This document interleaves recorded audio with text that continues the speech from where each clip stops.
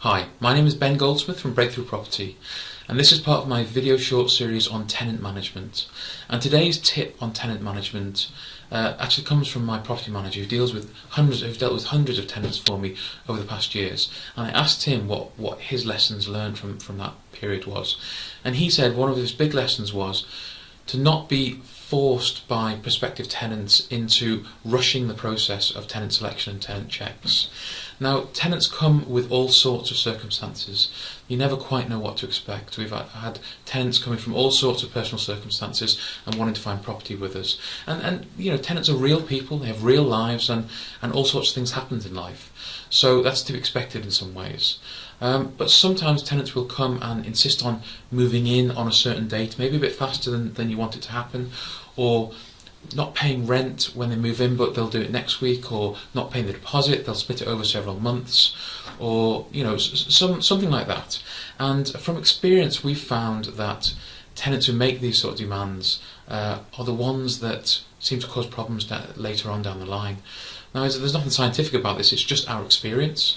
But if they're in a huge rush, you'd have to ask yourself, what's causing that rush? You know, you need to understand it. Are they being kicked out of their previous property, and if so, why?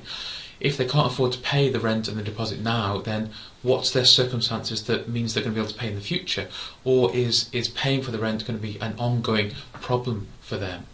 So you need to remember that you've got to protect yourself first and foremost. You're putting someone into your property, and once they're in that property, they have all sorts of rights protected by law to remain residing there, whether they're a good tenant or a difficult tenant, whether they're paying rent or not, whether they're causing problems for other tenants or neighbours.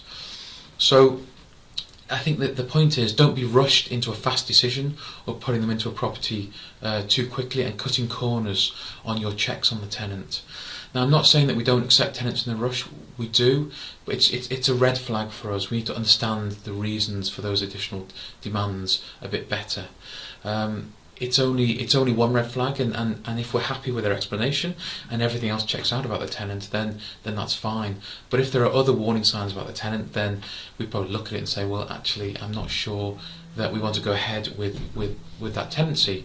So you're better to be safe than sorry. And as I said in a previous video short, it's better to have no tenant than a bad tenant. So that's our lesson learned from dealing with many tenants over the past few years. If you've got any questions on that or on anything else about tenant management, then please do put the question on the Breakthrough Property Facebook group, or send me an email at ben@breakthroughproperty.co.uk. I look forward to hearing from you. Thanks very much. Bye.